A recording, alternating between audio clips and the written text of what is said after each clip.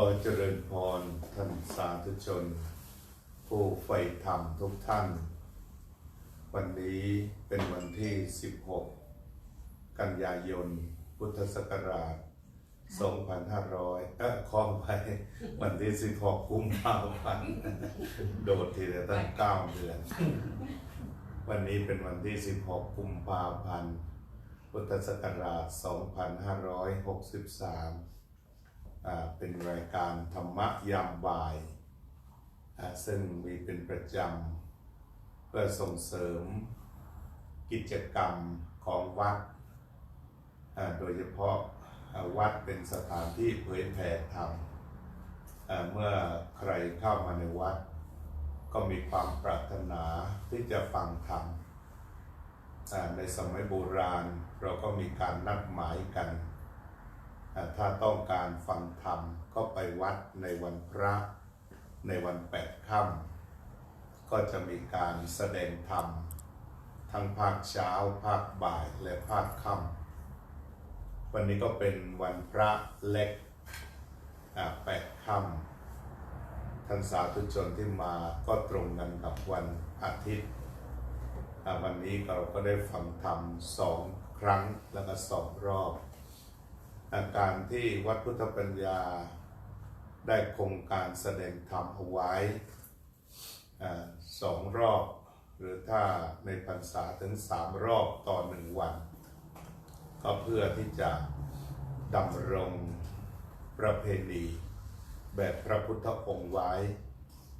นั่นก็คือเข้าวัดได้ฟังธรรม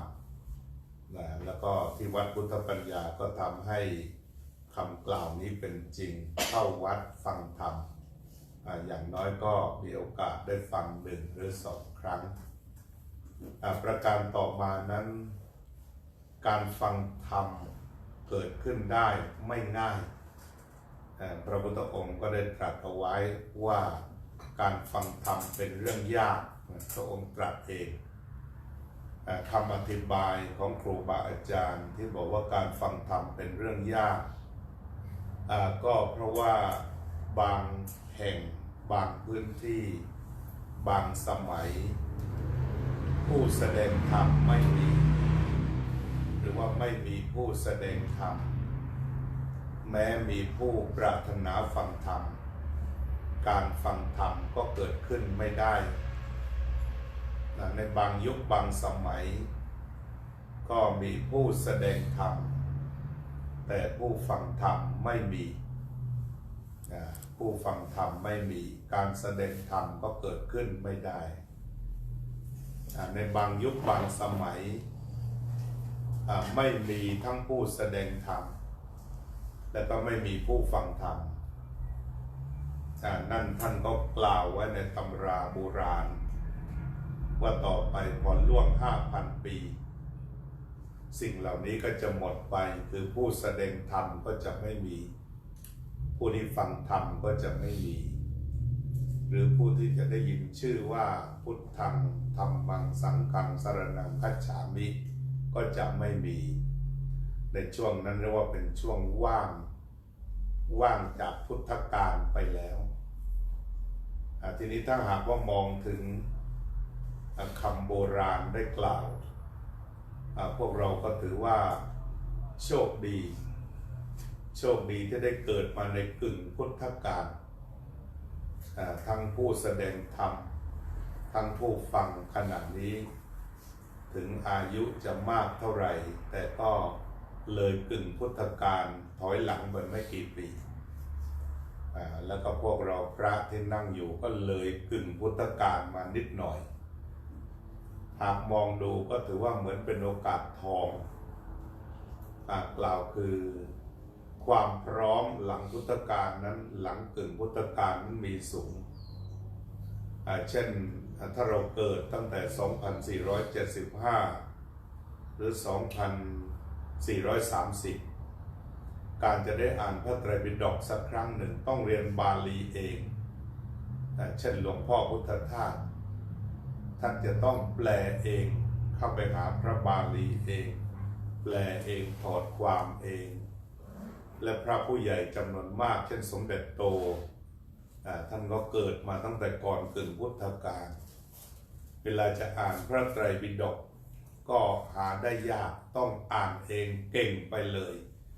จึงจะได้อ่าน แล้วก็ท่านเหล่านั้นก็ได้ทำคัมภีร์แล้วมาแสดงพระธรรมเทศนาให้ญาติโยมบาศกวสิกาฟัง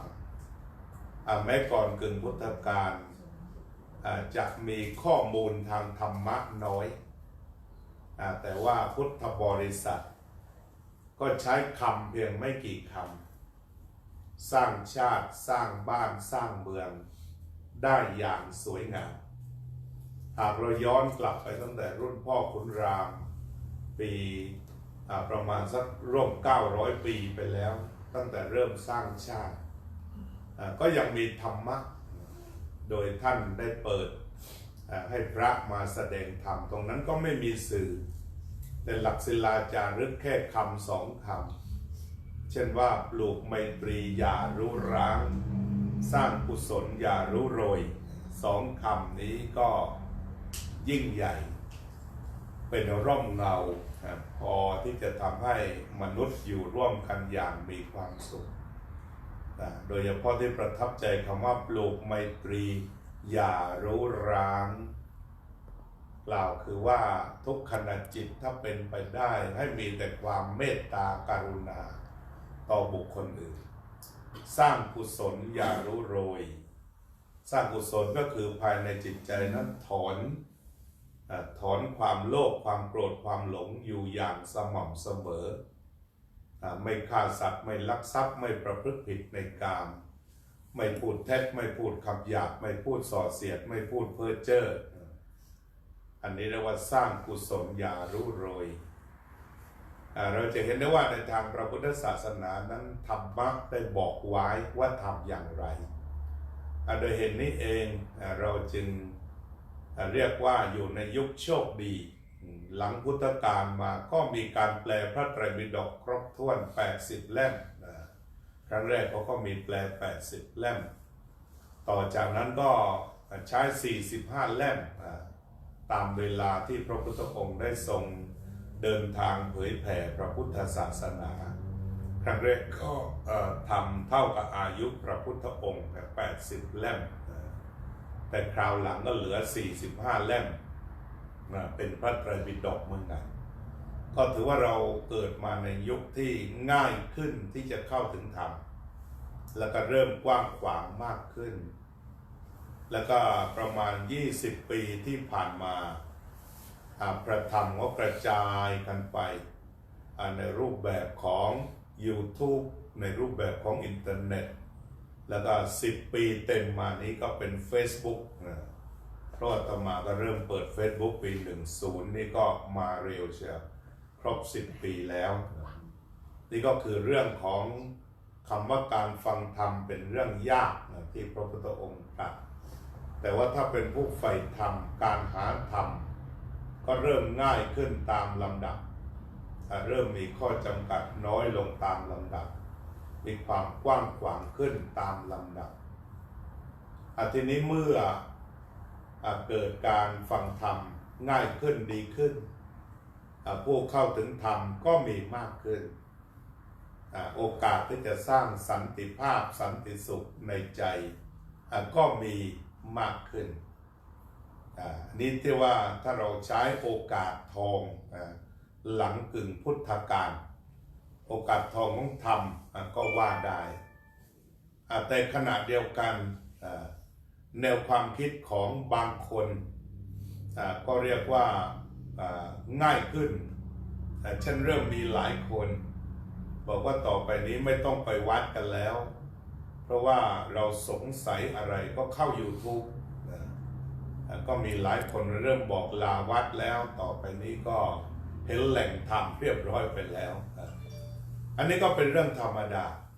เหมือนโรงพิมพ์ต่างๆต้องปิดตัวลงไปเพราะว่าคนก็เริ่มเข้าใช้บริการอินเทอร์เน็ตต่อไปวัดวาอารามก็อาจจะเป็นตึกเล็กๆพอที่จะเปิด Facebook ได้ก็เป็นวัดได้เพราะว่าใส่ข้อมูลไปทางนั้นเพราะคนรู้สึกว่า ถ้าจะเอาธรรมะจริงๆก็ไม่ต้องมาวัดก็ได้จริงๆแต่ทีนี้การได้มาวัดที่ยังคงอยู่ก็หมายความว่าเราไม่ได้ต้องการแค่ตัวหนังสือแต่ว่าต้องการชีวิตจิตใจต้องการความเป็นชุมชนฉะนั้นสำหรับญาติโยมอีกกลุ่มหนึ่งไม่ว่าเทคโนโลยีจะมีความก้าวไปไกลสักขนาดไหนแต่วัดก็ยังคงมาเพราะว่าเราต้องการจิตวิญญาณต้องการการปฏิบัติสดชนิดไลฟ์ชนิดที่มีชีวิตชีวาที่เรามีปฏิสัมพันธ์กันอันนั้นก็คิดว่าวัดวาอารามก็ยังจะคงอยู่ต่อไปทีนี้การฟังธรรมที่เราก็จะต้องนำเสนอกันไปเรื่อยๆนอกจากจะเป็นเรื่องของประเพณีนอกจากจะเป็นการวัฒนธรรมแล้วก็จะเป็นการสืบทอดสิ่งดีงามไว้ในพระพุทธศาสนาซึ่งเป็นประเพณีที่ดีเป็นการให้การศึกษาธรรมกันต่อไปแม้ว่า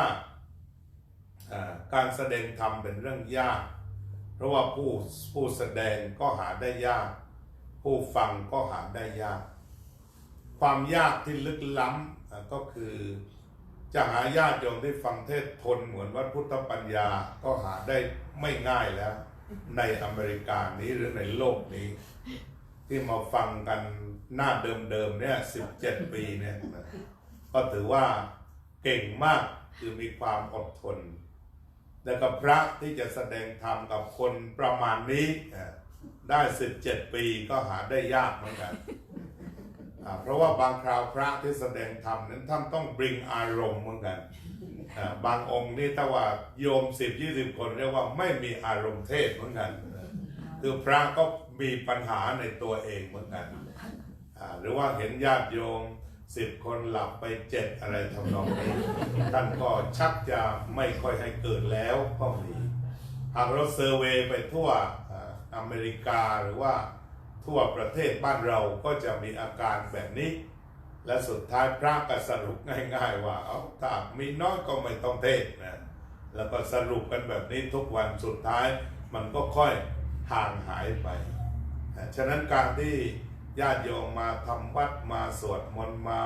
เจริญสมาธิภาวนากันหลายปีอันนี้ก็แสดงถึงองค์ธรรมภายในใจ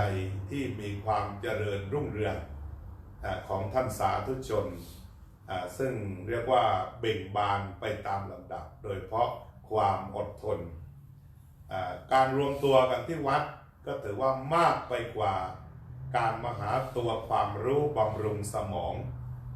แต่ว่ามันจะเป็นตัวภาคปฏิบัติเช่นเราคุยกันเรื่องความเมตตาหรือความกรุณา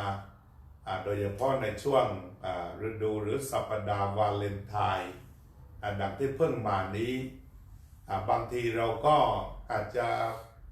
นึกว่าวาเลนไทน์นั้นเป็นวัฒนธรรมตะวันตกเป็นวัฒนธรรมทางคริสตศาสนาหรือว่าบางทีว่าไม่ต้องสนใจหรือถ้าใครไปสนใจวันวาเลนไทน์ก็เหมือนกับว่าอีกฝ่ายหนึ่งรู้สึกหงุดหงิดไม่พอใจปัจจุบันนี้ถ้าเรามายืนอยู่บนความเมตตาในทางพระพุทธศาสนานั้นเราก็สามารถเปิดหัวใจในพระไตรปิฎกเวลาพูดถึงการแผ่เมตตาคือใจกว้างแผ่ไปอย่างไม่มีที่สุดไม่มีประมาณแผ่ไปทั้งด้านบนด้านล่างด้านขวาด้านซ้ายด้านขวางจุดนี้ก็อยากให้จับประเด็นว่าความเป็นคนใจกว้างเมตตาอยู่ตรงนี้อยู่ที่กว้างมีอ้อมแขนที่กว้างสามารถโอบกอดสรรพสัตว์ทั้งหลายไว้ได้ในทางศาสนามหายานท่านก็จะเป็นเน้นอย่างนี้ว่าขึ้นชื่อว่าพระโพธิสัตว์นั้นมีอ้อมแขนที่กว้างใหญ่ไพศาลสามารถที่จะโอบกอดสรรพสัตว์ทั้งหลายไว้ได้ถ้าญาติโยมได้ไปวัดจีนไปที่วัดจีนเราเรียกว่าอย่างนั้นที่จริงเรียกว่ามหายาน แต่มหายานก็ส่วนมากเป็นคนจีนดังที่กล่าวมาแล้วนั่นเอง เราก็จะเห็นพระอวโลกิเตศวรพระพุทธรูปนี่แหละไม่ทราบว่าทางวัดจีนเขาเรียกว่าอย่างไร แต่ที่ศึกษาผ่านก็จะเห็นว่าท่านมีพันแขนหรือว่าพันมือพระอวโลกิเตศวรในพันมือนั้นก็มีตาอยู่ในมืออีกเรียกกันว่าพันตาแล้วก็พันมือลองไปดูทีนี้ดูไกลๆที่เขาปั้นรูปคล้ายๆดาบไปซะงั้นเราเข้าไปดูถ้ามีโอกาสไปที่โบสถ์ของมหายานอันนั้นก็คือเป็นการให้ธรรมะที่ลึกนั่นก็หมายความว่าคนเดียวมีมือตั้งพันมือนั้นก็ต้องกลับมาหาหลวงพ่อพุทธทาสว่าภาษาคนภาษาธรรมคนเดียวมีพันมือกับพันตาก็แสดงว่าเป็นคนมหัศจรรย์ถ้าหรือว่าซุปเปอร์แมนถ้าว่าพูดภาษาโลกนะแต่ถ้าเป็นภาษาธรรมก็หมายความว่าคนเดียวพร้อมช่วยงานพันอย่างช่วยคนได้ถึงพันคนหรือสามารถมองไปยังคนอื่นที่ทุกข์ยากอีก 1,000 คนอันนี้ก็ถือว่าเป็นภาษาธรรมก็ตกลงว่าแต่ละคนเนี่ยสามารถช่วยคนอื่นได้เป็นพันคน หรืออาจจะช่วยมากได้ช่วยได้มากกว่านั้นอีกนี่ก็คือเรื่องของความเมตตาที่แสดงออกมาในพุทธศาสนาของเราอาจจะเป็นเถรวาทก็คืออย่างทางสายไทยสายกัมพูชาสายลาวสายศรีลังกาสายพม่านี่เรียกว่าสายเถรวาทส่วนสายมหายานเรียกอีกอย่างหนึ่งก็เรียกว่าเป็นศาสนาสายเหนือไปจากทางทิเบตทางจีนทางเวียดนามทางญี่ปุ่นทางเกาหลีในประเทศเกาหลีวันก่อนไปนี่น่าอัศจรรย์มากมันมีวัดที่อายุถึง 1,700 ปีก่อนยุคสุโขทัยนะ 1,700 ปีตั้งแต่หลวงจีนตักหมอไปที่จีนและทางเกาหลีก็ไปสืบศาสนาเพราะฉะนั้นเขามีวัดแบบพันขึ้นไปเนี่ยก็เป็นว่ามีหลายปีสุสานสายแรกก็ได้ไปถึงก็พอๆกับนครปฐมบ้านเราใกล้ๆประมาณศตวรรษที่3พุทธศตวรรษที่3นั่นเองอันนี้ก็คือเขาก็เน้นไปเสริมถึงเรื่องความเมตตาและความกรุณาเหมือนกันอย่างทางของสายมหายานนี่จะเป็นเน้นมากนะเป็นพิเศษเพราะฉะนั้นการที่ได้สร้างสิ่งที่เรียกว่าความเมตตากรุณาเนี่ยอันเป็นหัวใจหลักหรือหัวใจสำคัญของพระพุทธศาสนาที่เน้นการเปิดดวงใจรับสิ่งต่างๆทีนี้อย่างสังคมที่เราอยู่ร่วมกันเห็นได้ว่าในความเป็นจริงมันก็เป็นสังคมที่เปี่ยมไปด้วยความเมตตากรุณากันมาเสมอโดยเฉพาะเราจะดูดินแดนของพระพุทธศาสนานั้นก็เป็นดินแดนที่กิจกรรมต่างๆของทางศาสนาก็เป็นไปด้วยความเมตตากรุณาแต่เนื่องจากว่าเราได้ปฏิบัติกันจนเข้าเส้นเลยไม่รู้ว่าทำอะไรกันทีนี้ทั้งที่ทุกอย่างนี้มันเป็นความเมตตากรุณาหากเราหันไปดูเรามีวัดใหญ่ๆมีศาลามีพระเจดีย์สวยงามมีพุทธรูปมากมายสิ่งเหล่านี้ก็ไม่มีอะไรนอกไปเสียจากความกรุณาสมัยก่อนอาตมาวัดพุทธปัญญาไปอยู่ที่วัดอมรวดีวัดท่านอาจารย์สุเมโธอยู่มาวันหนึ่งก็มาบิณฑบาตในเมืองมาบิณฑบาตในเมืองกับสามเณรฝรั่งตัวโตๆสูงวันนั้นก็ฝนตกเราก็บิณฑบาตแบบพิเศษสวมบูทถึงเข่าเลยทีเดียวเพราะมันต้องลุยโคลนข้ามภูเขามาลุยโคลนข้ามภูเขามาเณรก็เรียกว่ากันเหนียวเพราะเรามาบิณฑบาตแบบไร้ทิศทางแต่ว่าเป้หลังเณรนั้นมาม่าเต็ม ก็ถือตามอุดมการณ์อาจารย์ชา บิณฑบาตเอาคนไม่เอาอาหารไม่ได้ไม่เป็นไรหลวงพ่อชาว่าให้บินไว้แต่ว่าแบ็คแพคนั้นมาม่าเต็มอันนี้วงแล้ว เราก็เดินทางมาขณะที่เดินทางมามันในอังกฤษเนี่ยก็จะผ่านอนุสาวรีย์อัศวินเยอะคนถือดาบไปข้างหน้าแบบนี้คนนี้เคยฆ่าแล้วก็คนนี้เคยฆ่าคนตายเท่านี้ชนะในศึกนี้เดี๋ยวผ่านมาอีกแล้วคนนี้ยืนถือดาบถืออะไรต่างๆอาวุธแล้วก็บอกว่าเคยฆ่าคนแต่ละคนในขนาดนี้นั่นเนรเขาก็หันมาคุยบอกว่าถ้าฉันไปเมืองไทยนะฉันเห็นแต่พระไปที่ไหนก็มีแต่พระพุทธรูปสวยขอโทษด้วยนะพาท่านมาดูฆาตกรยืนเด่นเป็นสง่า เนรอังกฤษเขาพูดอย่างนั้นว่าบรรดาอัศวินเขาดูเป็นฆาตกรไปแล้วนะเพราะเขาไปไทยมาแล้วฉะนั้นเนี่ยที่เนรเขาพูดสะเทือนเข้าไปในใจของเราไปสุโขทัยอย่างนี้ใช่ไหมก็ไปดูพระเราข้ามไปเวียงจันทร์เราก็ไปดูพระธาตุของเราไปไหว้พระเจ้าองค์ตื้อต่างๆเนี่ยใช่ไหมก็เป็นเรื่องพระไปหลวงพระบางไปดูพระบิณฑบาตอย่างนี้เป็นต้นมันเป็นเรื่องของความเยือกเย็นเป็นเรื่องของความเยือกเย็นทั้งยังมีชีวิตอยู่แล้วก็แม้แต่สิ่งที่จากไปแล้วก็ตามแต่อนุสาวรีย์เช่นการสร้างพระพุทธรูปต่างๆที่เราผ่านไปฉะนั้นแนวโน้มของการสร้างอนุสาวรีย์อย่างนี้มันสะท้อนก็ไปถึงสิ่งที่เรียกว่าจิตวิญญาณอยู่ไม่น้อยว่าจิตใจนั้นนิยมอะไรถ้าเมตตามหานิยมเราก็จะเจอแต่ปั้นพระปั้นพระสงฆ์องค์เจ้าเพราะฉะนั้นถ้าหากมองดูแล้วมองดูถึงจิตวิญญาณเราก็รับได้เช่นหลายวัดอาจจะมีแม่กวนอิมสวยแม่กวนอิมท่านไม่ได้ฆ่าคนเนี่ยใช่ไหมท่านมีแต่ความงดงามมีแต่ความเมตตาอันนี้ก็สะท้อนไปถึงจิตวิญญาณของแต่ละผู้แต่ละคนเหมือนกันทีนี้ญาติโยมอาจจะเห็นว่ายักษ์อยู่ที่หน้าโบสถ์ทำยังไงวัดพุทธบางวัดดุจังเลยมีกระบองอยู่ข้างหน้าเราก็ต้องเอาภาษาคนภาษาธรรมมาตีนั่นก็หมายความว่าก่อนที่จะเข้าถึงพุทธะนั้นต้องผ่านโทสะไปก่อนใช่ไหมเราเคยโกรธมาก่อนบรรลุธรรมเนี่ยใช่ไหม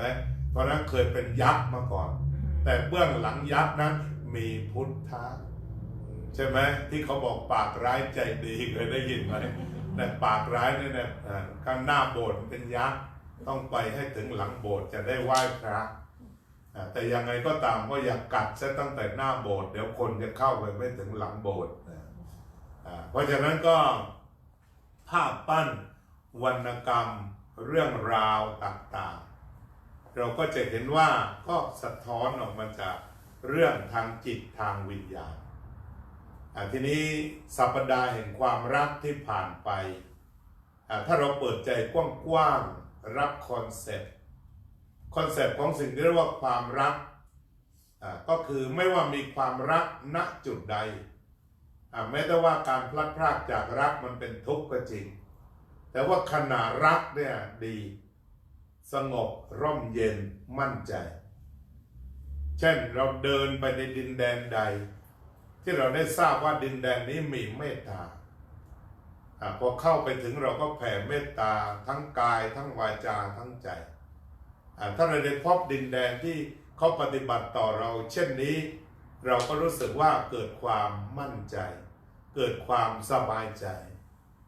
อย่างที่อาตมาเล่าวันที่ไปเจาะเลือดที่เวสต์โควินาเนี่ยก็คือวันนั้นยังไม่รู้ว่าที่เจาะเลือดมันอยู่ที่ไหนที่ใหม่เนี่ยใช่ไหมก็เกิดความหวาดหวั่นตลอดแต่ว่าพอรถคนโดยสารลงหมดก่อนถึงสถานีสุดท้ายพอดีคนที่ขับรถหันมาดูอ้าวเหลือแต่พระองค์เดียวคุณจะไปไหนเนี่ยก็ถามฉันก็บอกว่าให้เขาดูแผนที่ว่าฉันจะไป767นี้สงสัยแกเคยเห็นเหมือนกันแกบอกไม่ต้องห่วงนั่งอยู่ในรถฉันไปห้องน้ำก่อน เราก็นั่งเฝ้ารถฉันไปห้องน้ำก่อนเดี๋ยวจะมาบอกก่อนว่าไม่น่าน้องมันรีบสมบทบาทพอขึ้นมาเพิ่มเราก็เริ่มบรรยายจากการที่เราหวาดหวั่นเนี่ยที่เราไม่เคยไปนะที่พอเราเจอคนดีแล้วความหวังมันมีแต่ถ้าเราถามเขาก็บอกI don't knowเนี่ยเครียดเหมือนกันใช่ไหมมันไม่ผ่อนคลายแต่พอปั๊บI know เรื่องลำบากแล้วนั่งตรงนี้ฉันไปเรสต์รูมแกก็โดดวิ่งพูดสงสัยถ้าออกเที่ยวเช้านี่นะก็อาจจะผิดพลาดนานพอสมควรแล้วเขาก็แสดงความใจรีบวิ่งมาขึ้นรถนะแทนที่จะเดินนะวิ่งทำให้เห็นว่ากระตือรือร้นที่จะเทคแคร์เรานี่ความรักมาเต็มๆเลยนะแล้วหลังอย่างนั้นก็บอกว่าพอรถหยุดปุ๊บผมก็เดินไป2 บล็อกแล้วก็เลี้ยวซ้ายเราก็สบายใจแล้วเดินพุ่งตรงไปเอา1 บล็อกผ่านไปพอดีบล็อกมันเล็กเป็นพิเศษตอนนั้นเดินพวกมันได้บล็อกหรือเปล่าเนี่ยเรียกว่านับครึ่งบล็อกก็เดินไปตรงนั้นไปข้างหน้าฝั่งโน้นก็เป็นซันเซ็ตซ้ายก็เป็นซันเซ็ตไปทางไหนพอเจอทาง2 แพร่งก็คิดหนักหาความรักอีกแล้วที่อู่เนี่ยดูมีคนหนุ่มๆอยู่หลายคนโปเชเลยถามว่าฉันจะไปบ้านเลขที่เท่านี้เนี่ยน่าจะไปทางไหนแกก็บอกฉันไม่รู้แต่รอเดี๋ยววิ่งเข้าไปหาโทรศัพท์เลยอันนั้นสมัยใหม่หน่อย ก็จัดการเอาโทรศัพท์ทิ่มไปทางนี้แล้วก็เคาะคุณเดิน คือหันหัวไปแล้วเคาะปุ๊บมันก็ลูกศรชี้ไปแล้วก็เดินไปทางนั้นจนกระทั่งพบอันนี้ก็เล่าประสบการณ์ความรักบนท้องถนนนะ Love is on the way ใช่ไหม Love is on the way หมายความว่าไปตรงไหนจริงๆแล้วชีวิตที่เราอยู่กันได้เนี่ยมันก็ด้วยความรักความเมตตาไปตรงไหนมันก็อยู่ได้ด้วยความรักความเมตตาความกรุณาต่อกันวันนั้นขณะที่ไปไต้หวันคนไม่รู้จักกันอาตมาก็นั่งรอแบบ10 ชั่วโมงนะกันนั่งอยู่ง่วงกันเดี๋ยวคนกวาดขยะมันเห็นอาตมาไปกดน้ำกินบ่อยแต่ทีนี้น้ำกดของไต้หวันมันกินแบบเป็นถุงนั้นในถุงแค่นี้โยมเคยผ่านแล้วเห็นไหมกดฉันได้นิดนึงแต่ทีนี้คนถูแต่นั้นเขาก็สงสัยตัวอ้วนๆมันได้กินทีละหยด2 หยดคงไม่ได้เรื่องเลยไปซื้อน้ำอย่างดีมาให้ขวดเลยดูแลกันเนี่ยคงดูถุงกับตัวนี่คงไม่บาลานซ์ดูใต้ซื้อกดหลายรอบก็เลยพามาให้ดูเลยฮะนี่ก็คือตัวอย่างที่แสดงให้เห็นถึงสิ่งที่เราเรียกกันว่าความรักมันมีอยู่ทั่วโลกแล้วมันก็จะอยู่ได้ในโลกนี้มันอาจจะมีความชังกันบ้างทีนี้ถ้าพูดถึงหลักธรรมในพระพุทธศาสนาเนี่ยมันเป็นหลักธรรมะที่มีความหวังนั่นคือพระพุทธองค์บอกว่าธรรมะมันเกิดมานานแล้วธัมโมหเวปาตุระโหสิธรรมะมันได้เกิดมาเป็นเวลานานแล้วธรรมะเกิดมาเป็นเวลานานแล้วฉะนั้นตัวธรรมะตัวนี้มันก็กลายเป็นสิ่งที่เราเรียกกันว่ามีอยู่คู่โลกแต่เพียงแต่ไม่รู้แล้วก็ธรรมะตัวนี้มันรักษาโลกด้วยเพียงแต่บางคราวนั้นเราไม่ค่อยเข้าใจหรือแม้แต่วันนั้นเนี่ยคนเกาหลียังมีพูดไทยด้วยวันนั้นก็รู้สึกว่าหิมะตกทีนี้รถมันอาจจะออกไปก่อนแล้วจะขอประชุมใช่ไหมอาตมาก็เดินค่อนข้างจะเร็วใช่ไหมพอไปยืนถามภาษาอังกฤษทีนี้ที่เคาน์เตอร์ในเกาหลีก็งงภาษาอังกฤษเราใช่ไหมเดี๋ยวได้ไปยังว่าพระคุณเจ้าจะไปแล้วเหรอเนี่ยพระคุณเจ้าจะไปแล้วเลยโยมพูดไทยได้พอพูดได้นิดหน่อยจะไปแล้วเขาก็พาไปขึ้นรถ ที่ถ้าเกิดเราพูดพลาดมากกว่านั้นจะไปไม่ถูกวันนี้ไปชนเป๊ะเลยเขาก็เริ่มได้ภาษาประโยคกันพอดีนี่ก็เล่าว่าตกลงว่าเรื่องของคำว่าเมตตาเนี่ยมันมีอยู่แล้วในโลกเนี้ยนะพวกเราทั้งหลายก็เกิดมาได้เพราะอะไรเพราะเมตตาแหล่งกำเนิดสำคัญก็คือมารดาบิดาอันนี้มหาศาลมากเลยเพราะฉะนั้นแหล่งหรือว่ามหาวิทยาลัยแห่งแรกที่ไม่ต้องเอนทรานเข้าที่สอนเมตตาล้วนๆก็คือที่บ้านคุณแม่คุณพ่อเนี่ยตั้งแต่ตัดสินใจว่าจะให้ลูกเกิดต้องมีตัดสินใจด้วยใช่ไหมเพราะว่าเขาไม่ได้ให้เกิดกันง่ายๆบางทีกินยาดักไว้ก่อนใช่ไหมบางคนตั้งหลายรอบจึงจะโอเคผ่านใช่ไหมกับตัวสอบสวนอยู่นานกว่าจะให้ผ่านแล้วพวกเราก็คือด้วยอาศัยความการุณาอาศัยความเมตตาเต็มเลยเนี่ยเป็น10 เดือนเต็มแล้วต่อจากนั้นพอออกมาดูโลกเมตตาล้วนๆการุณาล้วนๆไม่มีอะไรเจือปนแล้วก็ปัจจุบันนี้ถ้าเราดูตามในเฟซอะไรเนี่ยเราก็จะเห็นได้ว่ามันมีคนกล้าที่จะเปิดสถานะแต่ว่าเบื้องหลังมันก็คือธรรมะฉะนั้นลูกของคนเก็บขยะกทมเรียนหนังสือจบปริญญาหรือจบวิศวะแล้วก็กล้าไปกราบเท้าพ่ออย่างนี้เป็นต้นหรือว่าพ่อแม่ไถนาทำนาส่งลูกจบลูกแสดงออกนั่นก็หมายความว่าลูกกำลังแสดงธรรมธรรมะของพ่อของแม่คือมีทั้งเมตตากรุณามุทิตาเบกขาความอดทนความเสียสละไปอยู่ตรงโน้นจนกระทั่งส่งลูกถึงฝั่งและจากนั้นลูกถึงฝั่งเสร็จแล้วก็กลับไปแสดงกตัญญูเพราะนั้นบางทีภาพหนึ่งภาพเนี่ยคือแสดงธรรมเต็มมันมีแต่ธรรมะทั้งนั้นอย่างมีอีกรายหนึ่งที่อาตมาเคยอ่านเป็นจบปริญญาเอกด้านเทคโนโลยีจบที่ญี่ปุ่นแล้วก็เป็นอาจารย์อยู่ในปัจจุบันเนี่ยเขาบอกว่าเขาอยู่กับแม่2 คนพ่อทิ้งไปตั้งแต่เด็กๆแล้วก็เติบโตขึ้นมาในสลัมคือสิ่งแวดล้อมค่อนข้างเครียดนิดหน่อยแล้วเขาก็เกเรไปแค่ตั้งหลายปีเรียนหนังสือแบบชนิดเกเรทำให้แม่เนี่ยมีความทุกข์ใจมากแล้วก็อยู่มาวันหนึ่งบอกว่าฝนตกทีนี้น้ำมันก็ท่วมแฉะไปหมดในนั้นก็ปรากฏว่าในห้องน้ำเนี่ยถ่ายก็ไม่ได้มันลอยขึ้นมานะแต่ว่ามันก็มีที่ตักแม่ในสงสารลูกจะเหม็นนะก็เลยก่อนจะนอนแม่ตักทีละถังเอาไปเทที่อื่นตักเดินทั้งคืนเด็กคนนี้ก็เริ่มเปลี่ยนแปลงจิตใจบอกแค่ลูกเหม็นนิดเดียวเนี่ยแม่ยังทนไม่ได้อันชีวิตเราเนี่ยทำให้แม่เหม็นมาทั้งเยอะเลยเสพเสพยามาตลอดเนี่ยมันหนักเนี่ยแค่แม่เนี่ยตักน้ำจากส้วมตักบ่อนะมันเป็นลูกบ่อไปแล้วก็ตักไปทิ้งให้ลูกได้พอนอนหลับได้แล้วก็อาชีพแม่ก็คือเก็บขยะกทมเก็บโน้นเก็บนี้แล้วก็พาไปขายเนี่ยแล้วก็เด็กคนนี้ก็เลยตั้งแต่คืนนั้นผ่านไปเหมือนบรรลุธรรมตั้งแต่บัดนี้เป็นต้นไปต้องเรียนให้หนัก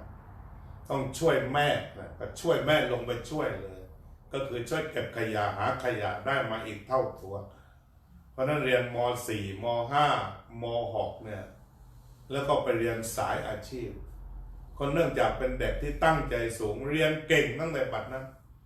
แล้วก็สอบทุกทุนได้หมดทุกทุนที่เขาให้มาในโรงเรียนทุนยากจนนี่เอาซะก่อน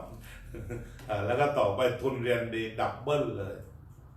แล้วก็ในที่สุดพอจบปริญญาตรีก็ได้โทเอกได้ทุนจากประเทศญี่ปุ่นเขาก็บอกว่าได้ดีเพราะว่าระลึกถึงพระคุณของแม่ทีนี้จากเรื่องนี้ก็คือพลังอะไรก็พลังรักที่แม่รักใส่ลูกบางครั้งมันก็เปลี่ยนชีวิตหมุนชีวิตของลูกไปได้นี่ก็คือส่วนหนึ่งของความเมตตาซึ่งมันมีอยู่โดยทั่วไปแล้วล่ะมันก็มีอยู่ในโลกนั่นแหละนี่ก็คือตัวอย่างของความเมตตากรุณา ทีนี้เราดูอย่างการสร้างวัดแต่ละวัดที่เราสร้างกันมาตั้งแต่สมัยโบราณแล้วก็ส่งสืบทอดกันมาถึงปัจจุบันนี้ตลอดถึงการสร้างวัดในอเมริกาเป็น150 วัดเข้าไปแล้วตอนนี้วัดก็คือเวิร์กช็อป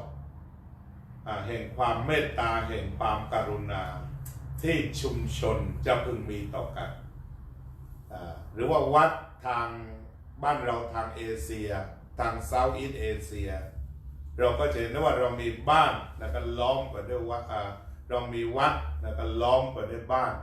ซึ่งเราเรียกกันว่าเป็นคุ้มคุ้มก็คือคุ้มครองก็คือหมู่บ้านนี้คุ้มครองดูแลวัดเราจะเห็นได้ว่า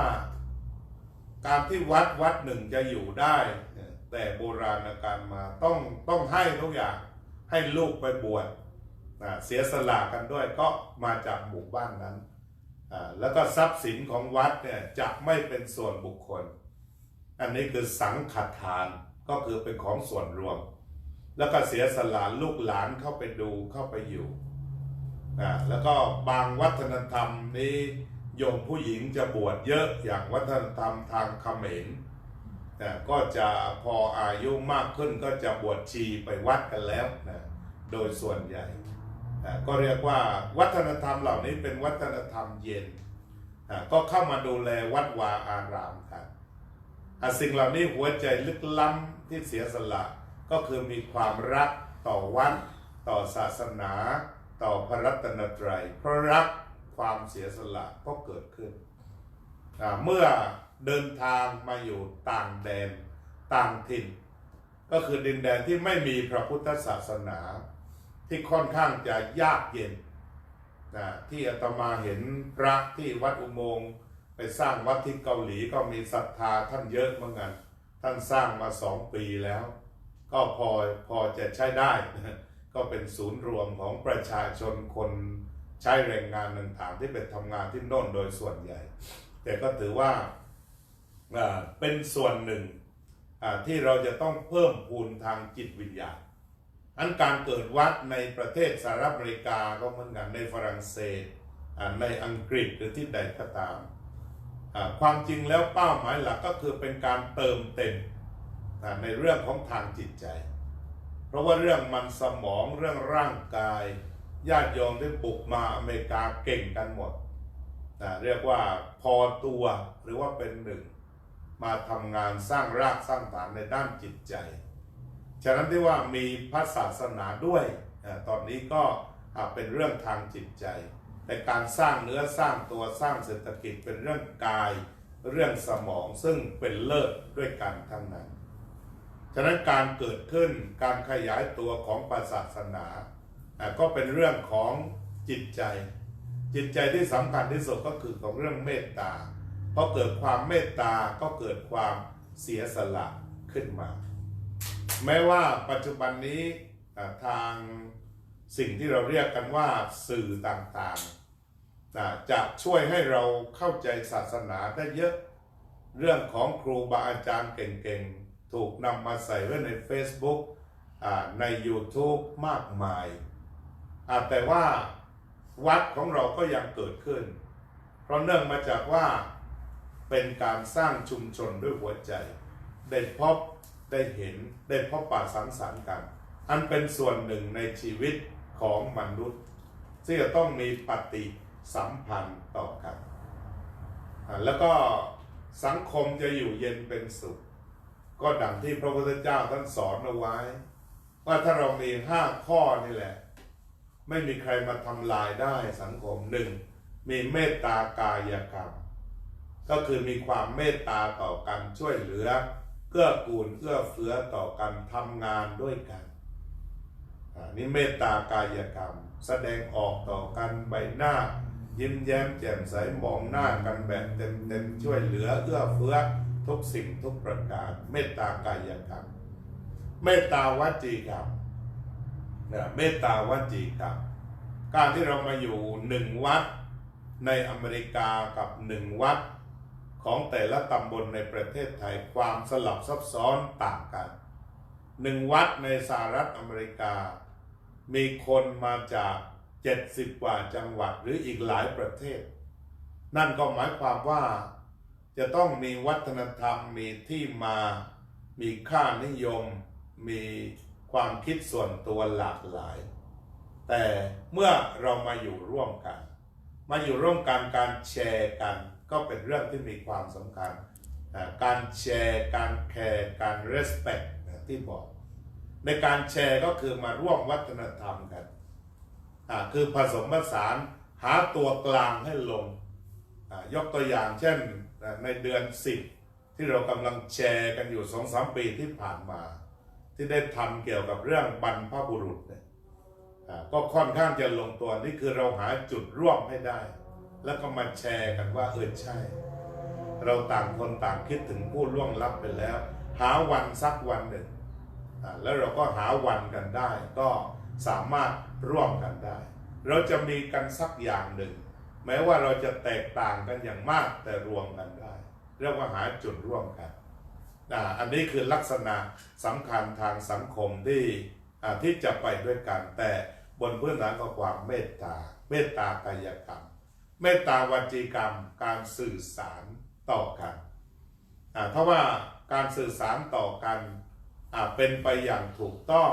ไม่ถูกตีความผิดไปในการสื่อสารก็จะทำให้เกิดความมั่นคงในแง่ของความสัมพันธ์มากยิ่งขึ้นสังคมเกิดความเป็น solidarity เกิดความเหนียวแน่นมากขึ้นแล้วก็ต่อไปเมตตามโนกรรมคือตั้งความปรารถนาดีร่วมกันตรงนี้จากการที่อาตมาค้นคว้าทั้งในพระไตรปิฎกค้นคว้าทั้งในภาคปฏิบัติค้นคว้าจากคำสอนของครูบาอาจารย์หลายท่านถึงเรื่องของความแผ่เมตตาซึ่ง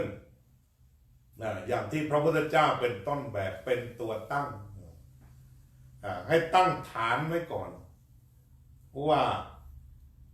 ความรักที่เราจะมีรักต่อผู้อื่นมันมีมาตรฐานแบบพระพุทธองค์เรารักผู้อื่นด้วยเหตุผลคือเพราะเราก็แก่คนอื่นก็แก่เราก็เจ็บคนอื่นก็เจ็บเราก็ตายคนอื่นก็ตายเราก็พลัดพรากคนอื่นก็พลัดพรากเราก็มีกรรมเป็นของตนคนอื่นก็มีกรรมแตกต่างกันอันนี้ฐานที่พระพุทธเจ้าสอนให้รักกันอาจจะหาจุดร่วมอื่นค่อนข้างยากเพราะว่าพระพุทธเจ้ามองทั้งจักรวาลแต่จุดร่วมนี้ค่อนข้างจะไม่ห่างกันเช่นเราก็แก่เป็นธรรมดาเราเป็นเพื่อนแก่เธอก็แก่ฉันก็แก่งั้นเราเป็นเพื่อนกันยกเว้นคนที่เป็นอมตะยังไม่แก่ก็อาจจะไม่เป็นเพื่อนกันแต่ว่าเนี้ยถ้าแก่แล้วเป็นเพื่อนกันหมดไม่จะแก่สัก10 วัน20 วัน5 เดือน6 เดือนว่าไปเพราะมันมีความแก่เราอย่าไปเกลียดใครเลยเพราะเกลียดไปยังไงก็แก่แล้วก็ทำให้แก่เร็วขึ้นเพราะมีความแก่เป็นธรรมดาแล้วก็โดยตัวธรรมชาติชีวิตมันเป็นรังโรคอยู่แล้วต้องเจ็บฉะนั้นบางทีเวลาความโกรธมันเกิดขึ้นเราอยากตีอยากทุบอยากเตะอยากต่อยอยากฆ่าเนี่ยแต่ว่าถ้าพิจารณาถึงธรรมะของพระพุทธองค์แล้วไม่ต้องตีไม่ต้องทุบไม่ต้องต่อยเพราะว่าเดี๋ยวเขาก็เจ็บเองอยู่แล้วที่เจ็บเองก็มีหลายเรื่องใช่ไหมเจ็บหัวเจ็บตาเจ็บเข่าเจ็บหน้าแข้งไม่ต้องตีเพราะนั้นถ้าคิดแบบนี้ไม่ต้องตีเพราะเขาก็เจ็บอยู่แล้วเป็นธรรมดาทีนี้เรื่องของความตายไม่ต้องฆ่าวันหนึ่งก็ต้องตายไม่เหลือเกิดเท่าไรตายเกลี้ยงจิตใจก็ไม่เป็นอันไปทำร้ายใครแล้วก็วันหนึ่งจะต้องมีการพลัดพรากกันเดี๋ยวพลัดพรากเนี่ยมันก็ทุกข์พอๆกันถ้าไม่ได้เตรียมใจจะพลัดพรากจากของรักอะไรซึ่งตั้งอยู่ในใจก็ทุกข์พอๆกันเช่นว่าเราจะวางอะไรว่ามันเป็นของรักบางคนรักแมวบางคนรักหมา เมื่อวานแสดงธรรมที่กริฟฟิธพาร์คก็มีคนบอกว่าโอ้เจอกับตัวเองหมาตายเนี่ยร้องไห้อยู่หลายเดือนเหมือนกันเพราะว่ามันเป็นที่รักบางคนแมวตายก็ร้องไห้ได้เพราะถ้าเมื่อไหร่เนี่ยไปจับอะไรเข้ามาเป็นที่รักของเราหรือภาษาหลวงพ่อพุทธทาสว่าเริ่มกูเข้าไปครอบครองตอนนั้นโอกาสทุกข์เริ่มมีเพราะว่าวันหนึ่งสิ่งที่ถูกครอบครองนั้นต้องเปลี่ยนไปเป็นธรรมดาจะต้องแก่จะต้องตายไปเป็นธรรมดาต้องพลัดพรากไปเป็นธรรมดาเพราะนั้นพระพุทธองค์จึงให้เห็นใจมีของรักก็ต้องพลัดพรากด้วยเหตุนี้อย่าไปเกลียดกันเลยเขาก็ทุกข์อยู่แล้ววันไหนของรักของเขาพลัดพรากเขาทุกข์เขาเองแล้วเราไม่ต้องไปซ้ำอะไรก็ตามที่มันเป็นพลัดพรากก็ทุกข์ของเขาเองมองแบบนี้ก็ไม่ไปซ้ำเติมใครนอกจากนี้มีกรรมเป็นของตนก็ไม่มีใครรู้ใครว่าไอ้กรรมทั้งหลายที่ตนเองสะสมมามันจะให้ผลอย่างไรจะทำให้เกิดการเจ็บป่วยมากเจ็บป่วยน้อยถูกอุบัติเหตุอะไรไม่มีใครรู้เพราะว่าทุกคนมีกรรมเป็นของตนมองหลายรอบพระพุทธเจ้าตรัสว่าเป็นอภินหาปัจเจเวคขณะนั่นคือให้พิจารณาบ่อยๆคือทวนบ่อยๆแล้วก็มันจะเห็นแจ้งพอเห็นแจ้งเมื่อเกิดเหตุขึ้นในชีวิตเช่นต้องพลัดพรากจากของรักของชอบใจเราก็บอกว่ามาถึงแล้วมาถึงแล้วก็เพียงเท่านั้นเพราะเรารู้มานานแล้วมาถึงแล้วภาษาบ้านก็เรียกว่ากูว่าแล้วถ้าภาษาทั่วไปภาษาธรรมะก็วันหนึ่งต้องมาถึงแล้วก็มาถึงถ้ามีการพลัดพรากเกิดขึ้นก็ทุกข์ไหมก็ทุกข์แต่ถ้าว่าตั้งใจไว้ก่อนจะทุกข์น้อยกว่าไม่ได้ตั้งใจคือเตรียมใจนั่นเองเพราะฉะนั้นรากฐานที่พระพุทธเจ้าท่านสอนเอาไว้ก็คือว่าให้สอนมองเพื่อนเหล่านี้มองสัตว์ทั้งหลายว่าเป็นเพื่อนเหล่านี้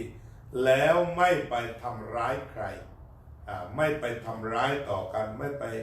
กล่าวร้ายต่อกันให้เกิดความบาดหมางใจหรือเป็นทุกข์แต่ประการใดทีนี้การฝึกเมตตาอยู่ตลอดเวลาจริงๆบางทีมันก็เกิดการท้าท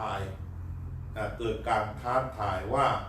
ถึงเวลานี้ควรจะเมตตาไหมหรือไม่ควรจะเมตตาเพราะฉะนั้นมนุษย์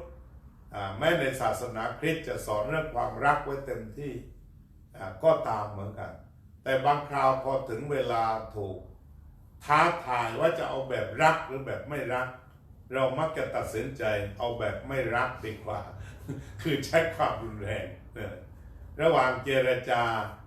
กับใช้ความรุนแรงพอถึงเวลาที่มันวิกฤตมากก็ละทิ้งอุดมการณ์เหล่านั้นไปได้ฉะนั้นถ้าการเจริญเมตตาก็ควรตั้งอยู่ในความไม่ประมาทเพราะว่าโอกาสที่ถูกท้าทายมีมากเช่นเรามีอาหารอยู่นิดเดียวแต่จะต้องกิน2 คนอันนี้ก็คือท้าทายหรือที่หลวงพ่อชาท่านแสดงไว้ง่ายๆว่าเราจะพิสูจน์ความเมตตาได้ง่ายมีแอปเปิลลูกเล็กกับลูกใหญ่ดูซิจะยื่นลูกไหนให้คนอื่น ถ้ายื่นลูกใหญ่ให้ก็แสดงว่าเอาใช้ได้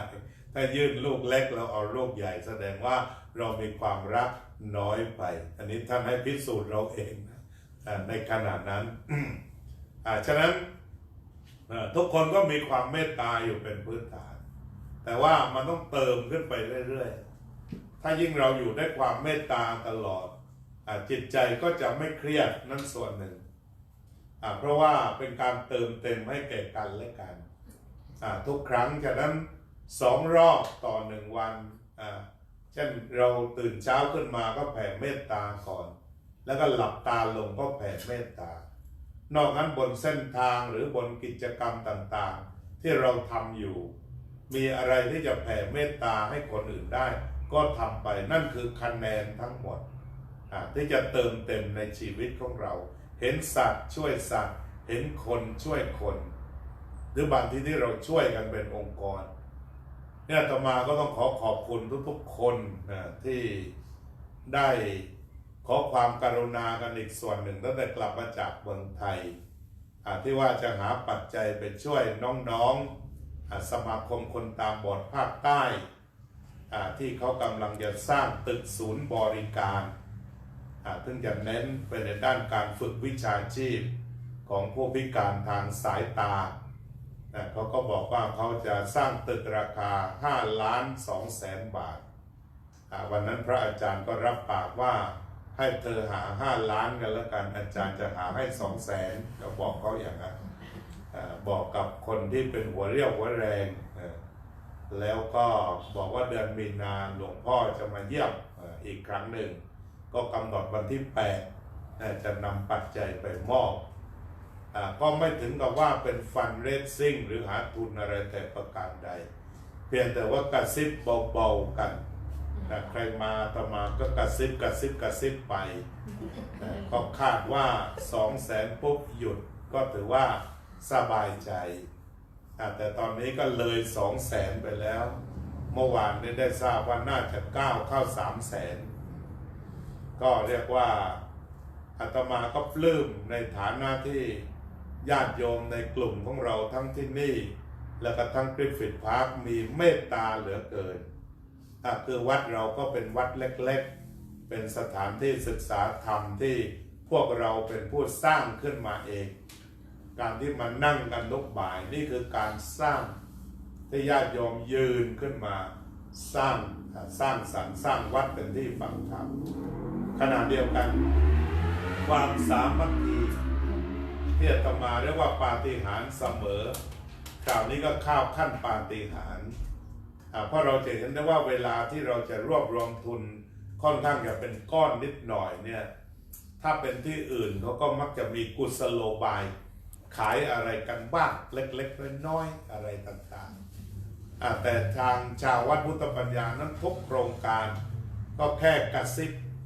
เข้าป้าเรียกว่าบอกบุญไม่ทันเรียรายเรียกแค่บอกบุญบอกบุญก็คือบอกกระซิบกันเบาๆจนไม่เครียดแล้วก็ท่านผู้ใดเห็นสมควรก็ทยอยกันมาในอย่างกรณีที่จะนำไปช่วยสมาคมคนตาบอดก็บรรลุเป้าด้วยการบอกบุญแท้ๆอันนี้ก็ถือว่าจิตใจของญาติโยมได้สร้างความรักขึ้นเป็นพื้นฐานคือไม่ตระหนี่ไม่ถี่เหนียวแล้วก็มีความเมตตากรุณาต่อกันอย่างจริงจังเมตตาก็มีกรุณาก็คือสงสารร่วมกันก็มองเห็นว่าเขาพิการทางสายตาแต่ศักยภาพด้านอื่นเขามีฉะนั้นเมื่อมีโครงการที่เราจะไปส่งเสริมศักยภาพที่มีอย่างเต็มเปี่ยมในด้านอื่นขาดไปนิดเดียวก็ถ้าเอาไปเติมเต็มอันนี้ก็ได้เจริญทั้งเมตตาทั้งกรุณานอกจากนี้เป็นความสมัครสมานสามัคคีเพราะเป็นการรับบริจาคตามศรัทธาแท้ๆไหลออกมาเท่าไหร่ก็เท่านั้นไม่มีการกำหนดแต่ประการใดอันนี้ก็ถือว่าก็ต้องขอบคุณทุกทิศแล้วก็ขอบคุณผ่านรายการถ่ายทอดสดนี่แหละแล้วก็ถ้าถามว่าจะรับต่อหรือไม่ก็คงเรียกว่าปิดรับบริจาคได้เลยทีเดียวเพราะว่าจะได้เตรียมการสำหรับที่จะนำไปมอบต่อไปเพราะว่าเน้นพอเพียงเรียกว่าเกินแล้วก็ต้องหยุดคือเรียกว่าไม่ได้รับเรื่อยไปไม่ได้รับกันเรื่อยไปว่ากันเป็นโครงการเพราะเดี๋ยวญาติโยมรู้ทางอากาศจะพากันมาต่อไปอีกก็ขอแค่นี้แหละก็ตามสมควรตามที่รับปากน้องเขาไว้ก็บรรลุเป้าหมายแล้วก็เมื่อเช้าไปชมรายการข่าวรายการหนึ่งเขาก็ได้พูดถึงโรงพยาบาลสงฆ์ที่นครศรีธรรมราชพอดีวันก่อนที่ขึ้นมาจากไปเยี่ยมท่านสุชาติก็ไปแ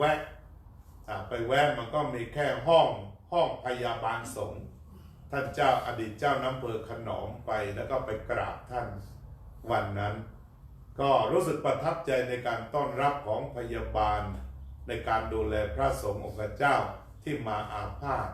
แล้วก็เพิ่งทราบว่าตอนนี้ชาวนครศรีธรรมราชก็ได้ร่วมกันจะหาทุน47 ล้านบาทว่างั้น47 ล้านบาทเพื่อที่จะทำเป็นตึกสงฆ์อาจจะมีห้องอีกสัก 2-3 ห้องเพราะมันอยู่ชั้นสูงในชั้นที่เขาแบ่งไว้พระอาจจะมีการต่อห้องหรืออะไรสักระยะหนึ่งแต่ก็หมายถึงว่าชาวนครศรีก็คงช่วยกันเต็มที่หรือใกล้เคียงพอดีเมื่อเช้าโยมอัมพาก็ถวายปัจจัยมาขณะนั้นจิตก็นึกแป๊บต่อไปถ้าญาติโยมคนไหนจะทำบุญฝากก็คงจะพาไปร่วมตามกำลังศรัทธาเหมือนกันเพราะฉะนั้นก็นี่อีกหนึ่งบุญที่จะกลับเมืองไทยคราวนี้ก็เรียกว่าตามแรงศรัทธาเพราะว่าช่วยกันคนละเล็กคนละน้อยเดี๋ยวก็จะถึงเป้าเองเน้นหลักสามัคคีฉะนั้นธรรมะจะดลบันดาลได้ทุกอย่างญาติโยมทั้งหลายมีพลังจิตที่เปี่ยมด้วยเมตตากรุณาแล้วก็ใช้ปัญญาอาตมาภาพก็ให้ญาติโยมเนี่ยได้มีความคิดอย่างอิสระ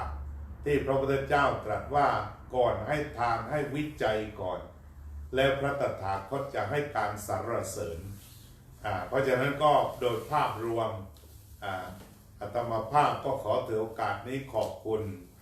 พี่น้องที่มีเมตตาอยู่ในใจอย่างสม่ำเสมอต่อการสนับสนุนวัดพุทธปัญญาต่อการสนับสนุนโครงการรักโลกรักน้องซึ่งในคราวนี้อาตมาก็จะนำเงินไปมอบเป็นค่าอาหารกลางวันกับเด็กๆด้วย